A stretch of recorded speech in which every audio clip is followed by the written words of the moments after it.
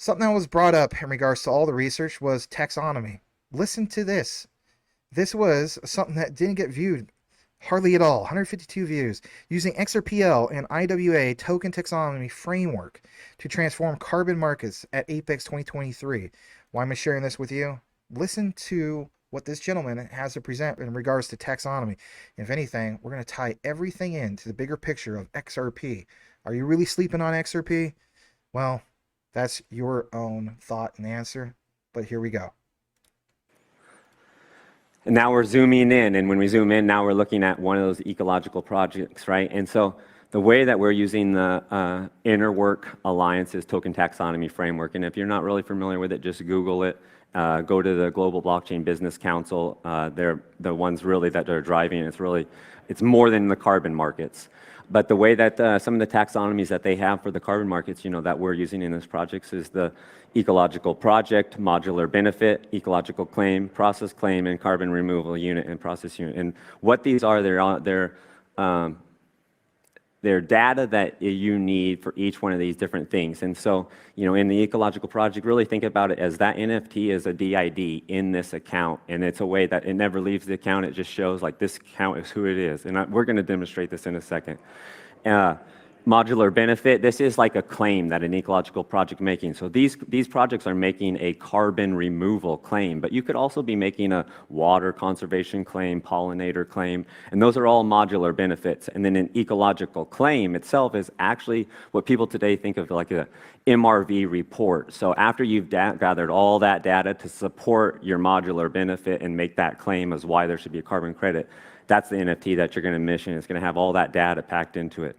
Carbon removal unit is actually now the claim process claim is that a third-party verifier has actually looked at your ecological claim. They said, yep, this is real. Yeah, then your numbers add up. Sign off on it. And then you're actually going to be able to mint the carbon removal NFT that's going to represent those carbon credits forever. And then in the way of the system that we use, then we issued fungible token, issued currencies for the number of carbon credits related to each one of those vintages. Okay, so why did I bring that to you? Well, check this out. This also ages really, really well. This is in reference to Stuart Alderati, part of the legal counsel for Ripple. Look what's mentioned here, because we did bring up the whole thing of taxonomy. It says specifically, Apex Financial Regulator has built a workable framework that truly unites consumer protection, market integrity, and innovation. Alderati also outlined how the MAS has also outlined a clear taxonomy to classify and regulate digital assets, making it possible for companies like Ripple to build and offer compliant products.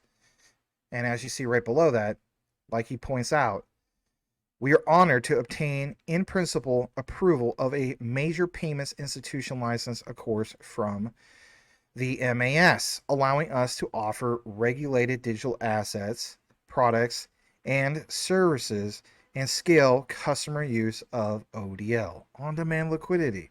Yes, the Monetary Authority of Singapore is what that stands for. And again, think about all of this and how it all came together. Here's another reference, this time from CoinDesk. Ripple hires legal expert behind Token Taxonomy Act. And again, understand another reference, because it's understanding that even dating back to 2019, all these guys came together to bring the whole craftsmanship, if you will, in regards to what they can bring to the Token Taxonomy Act. And you may not think that's so much of a big deal, but it really truly is.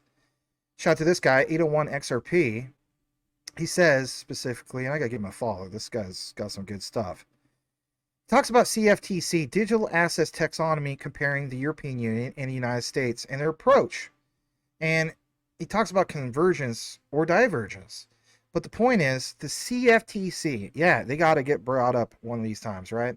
Taxonomy, though not without controversies, serves a robust starting point. And as you can see here, when we go further down, it's the divergence that poses a risk to the business models of firms operating in both the European Union and the United States. stressing once again that we compare taxonomies and not prudential regimes. We see that the approach of the CFTC basically is. And of course, there's a lot to wrap your head around that. But what's really interesting is this old document, because what you're going to see here is this. And boy, oh boy, if you stuck around for this, this is a huge moment. Because when I saw this, I was absolutely blown away because it comes from the International Monetary Fund. It's an IMF working paper. And, you know, it's not the expression of them. Like, I guess they had some disclaimer a while back, but it's important to recognize because it says a new taxonomy of monetary regimes. And more in particular, it's really interesting that this dates back to 2004, but man, oh man, look what it says. Monetary regime of classifications, larger and more developed countries, 1990 to 2003. And here's what gets really extremely interesting. Because what you see here is XRP Exchange Rate Peg. You know, it kind of makes you wonder, is that what XRP is really called? Is it not really cross-border Ripple payments? Is that the real true meaning of it all? And when you get see some of the countries listed here, a whole bunch is listed. And look at that, Algeria, XRP, all this thing about XRP. And some people may feel as though, well, this is just a giant coincidence. And guess what? I'd be with you. I mean, I hear you. I always listen to all sides of the argument. But as I got further into this specifically about taxonomy, well, back to that statement about regimes, monetary regimes, right? Back to this whole thing of the, you know, this reference of what we have here in regards to what, everybody? Well, in regards to specifically the International Monetary Fund, the IMF, because again, when we jump back to even this on the same document, it says that monetary regimes are defined here by the choice and clarity of the nominal anchor. This definition leads to the following all-inclusive taxonomy, boom, of regimes. And what does it mention? Monetary non-autonomy, exchange rate peg, full-fledged inflation targeting. My goodness, look at where we're at right now in the world of inflation. And more importantly, inflation targeting, light, you know, like all these things, money anchors. Think about it, guys. Think about the bigger picture. Is there stuff that's been hidden from us that we just don't simply know? So it says the weak anchor and money anchor regimes are no longer used by large and developed countries, and thus are included here mainly for historical completeness. The main innovation of this taxonomy is the stress on clarity. Clarity? So what's the next step for us in regards to where we're trying to get when it comes to all this blockchain distributed ledger technologies for Ripple XRP and so on? We're trying to get to that completion of clarity, regulatory clarity. Do you see how this ages well? And just to kind of pound it home, since some people are going to ask about this, and that is about the citation about nominal anchor, some people say, well, is Ripple XRP a nominal anchor? And I do want to address this. I know this is quite the deep dive, but I do appreciate everybody that listens. The answer is no. XRP is not a nominal anchor, but as we do know, a nominal anchor is a specific policy instrument. Now think about this. Please think about this. If you're distracted, you want to hear this. If anything, pause and come back. You want to hear this. A nominal anchor is a specific policy instrument or target used by a central bank. Yeah. To stabilize the overall price level in an economy. My God. So we talked about pegs, did we not? And if anything, who references some of that? The World Bank talked about Ripple XRP and Stellar XLM as being a global stablecoin. That's interesting because as we get more into this concept about nominal anchor, well, it typically involves setting, listen to this, a target for a specific economic variable, such as inflation or the exchange rate. Good Lord. Like, wow.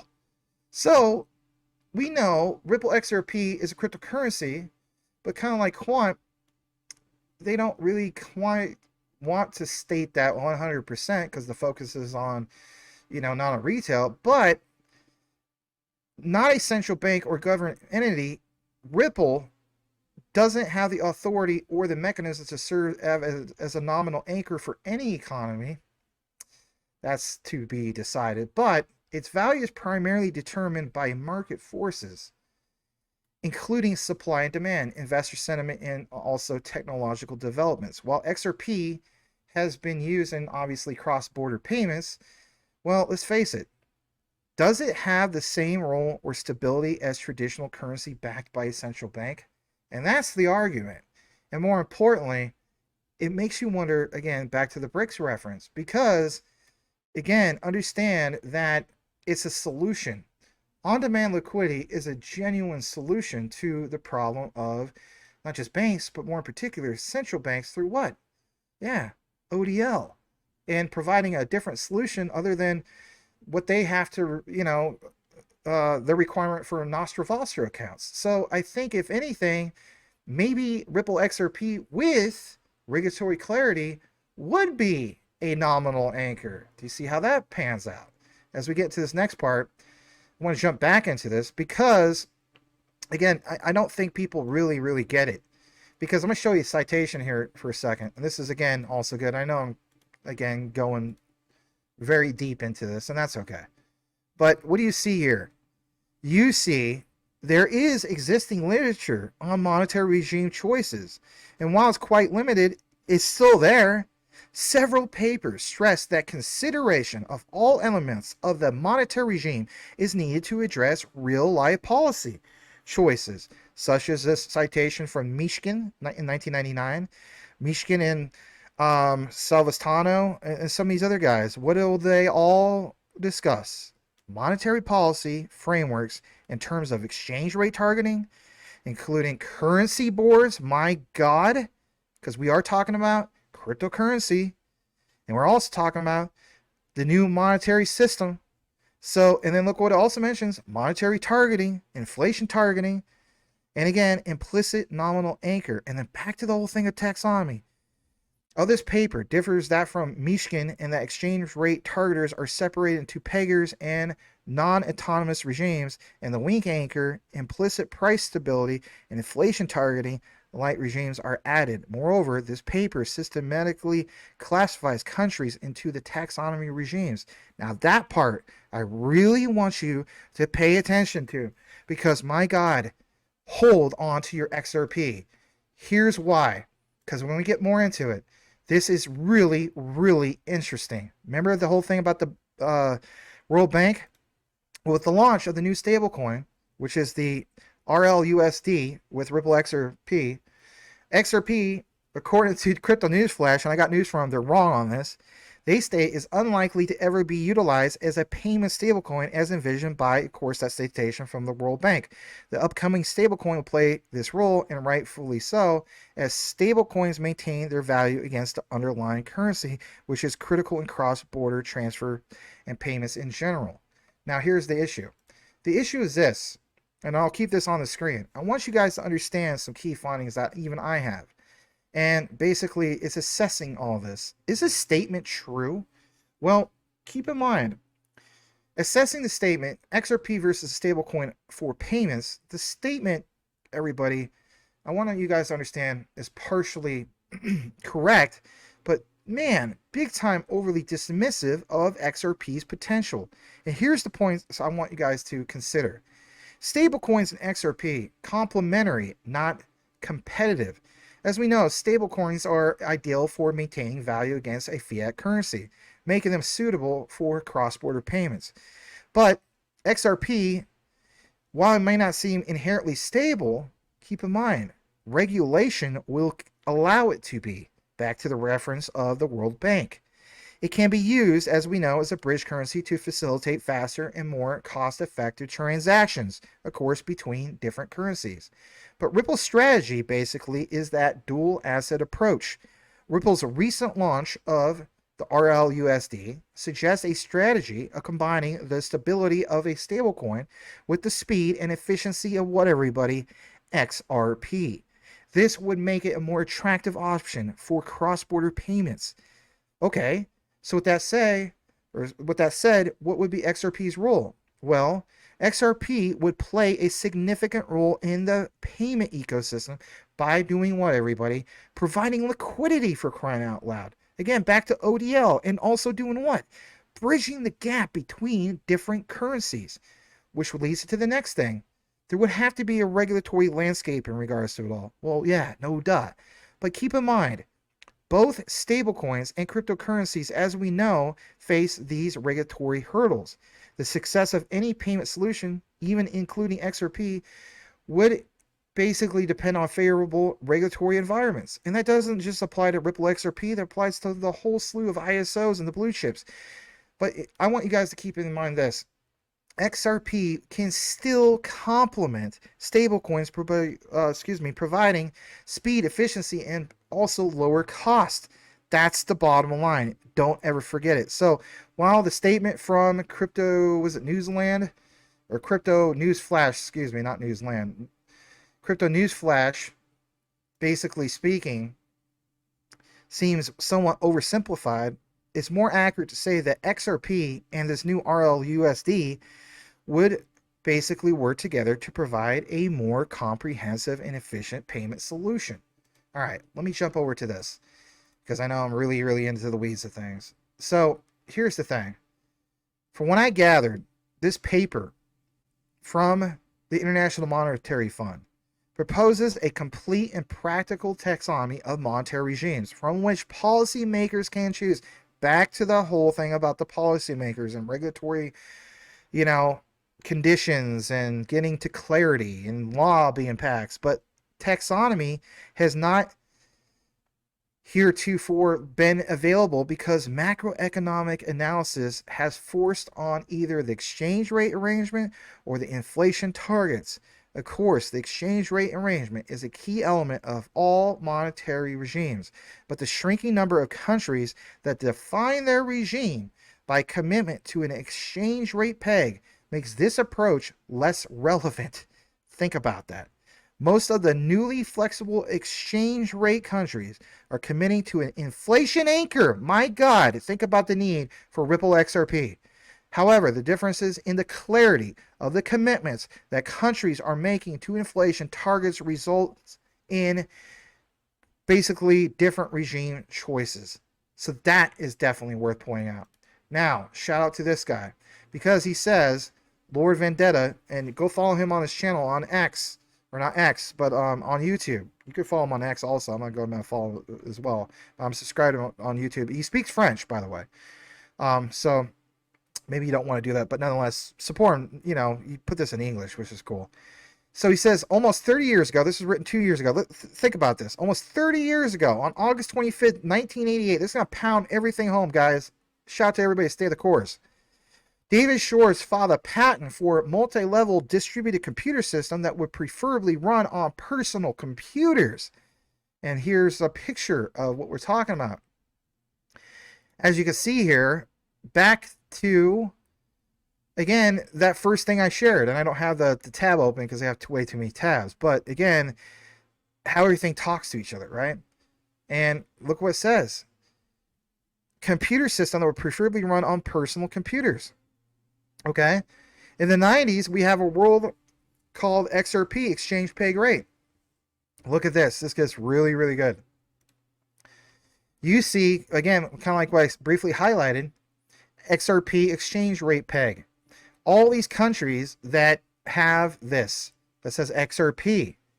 Now, to give you a little example of what we're talking about here, the first country is listed is Algeria. And if anything, it's like, well, does Algeria use Ripple XRP? Can you get Ripple XRP in Algeria? Well, for one, there's the XRP symbol. And the answer is yes, you can through a site called spectrocoin.com. So there's that. All right. The next one on this particular list is what? Next one on the list is Austria. Can you get Austria, or can you get Ripple XRP in Austria? What does it say? 7 years ago, Ripple is now available on Bitpanda. And by the way, that's the biggest crypto exchange in Austria. So the answer is yes. So this is adding up, as you also see right here. Jumping back to the citation. How about XRP, Ripple XRP in the Bahamas, right? Southeast of Florida, for crying out loud. You see here, for example, we have this. And you see that you have Ripple XRP through a site called ixfi.com, where you can get XRP in the Bahamas, world's largest, crypto platform, supposedly. I mean, I don't know if I agree with that, but anyway, maybe they're the largest one for Bahamas to XRP, but boom, you see it. So that's there. Okay, how about this other one? I'm not going to do the whole list because it would take forever. This is already a long enough video, is it not?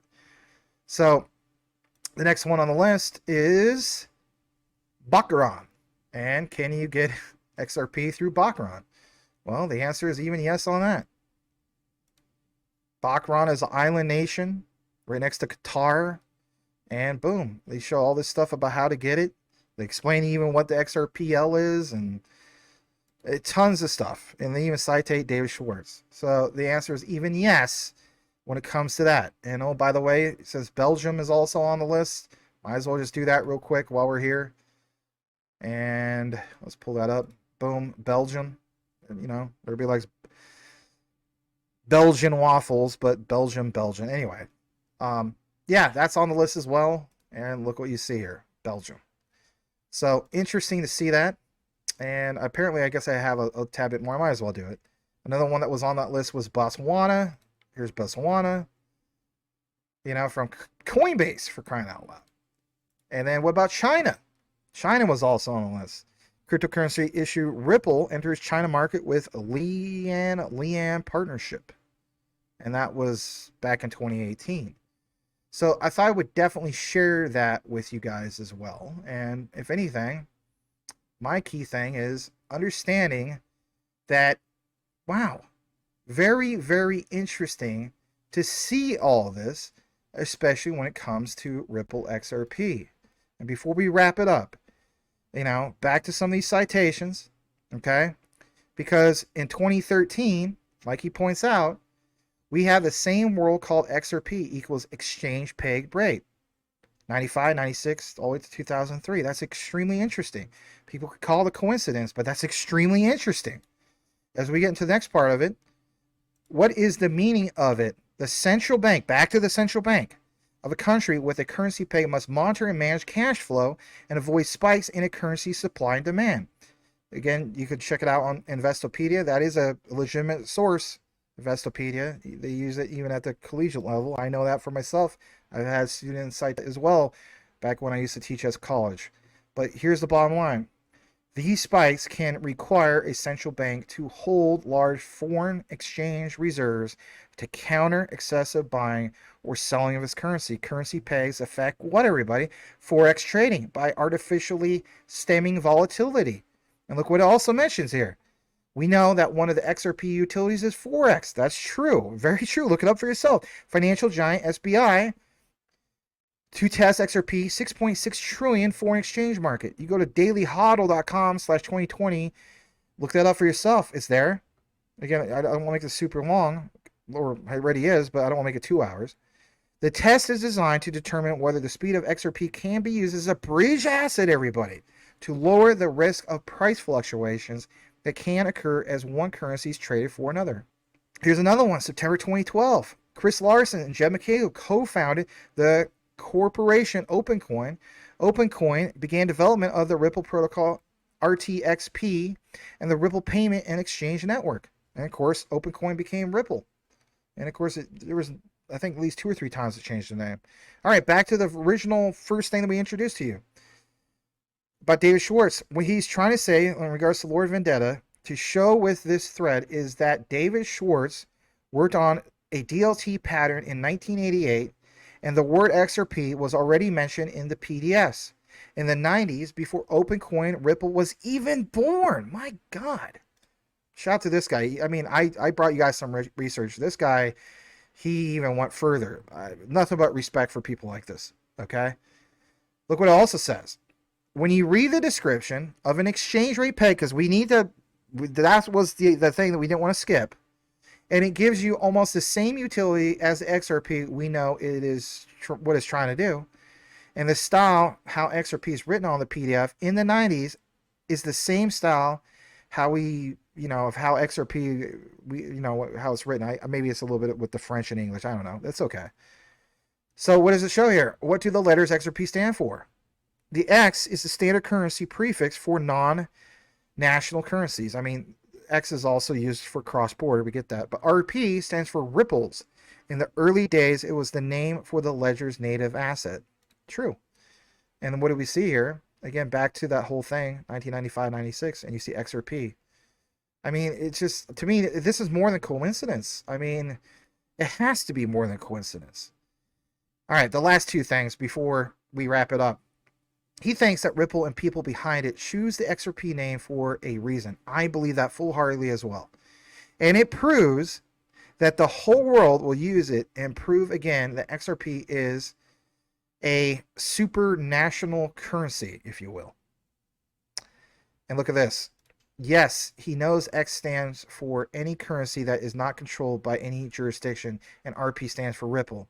He's not trying to create conspiracy. Maybe it seems like I am. But it's obvious. Have a good night, folks. Maybe he's crazy, but let's see. Terrific thread. Absolutely awesome. And if anything, I'm definitely going to basically retweet this. And I'm going to put XRP. Because he definitely needs to have it shared again. And so that's where it's at, everybody. I mean, I know that's quite the deep dive. But that thing has been bothering me for a while in regards to that symbol, that cryptic tweet. So, as the saying goes, know what you have, know why you hold it. The research trumps FUD 110%, but nothing but respect for David Schwartz, gentlemen like Lord Vendetta.